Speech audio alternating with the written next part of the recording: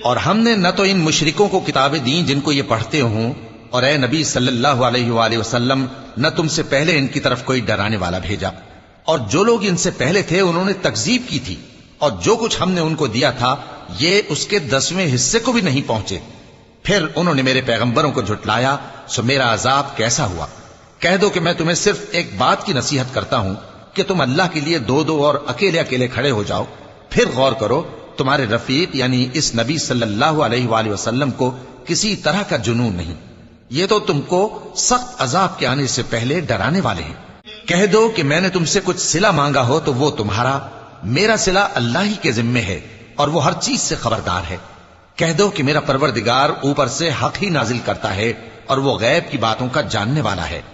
कह दो कि हक आ चुका और बातिल न तो पहले कुछ कर सकता है और न दोबारा कुछ करेगा। कह दो कि अगर मैं गुमराह हूं तो मेरी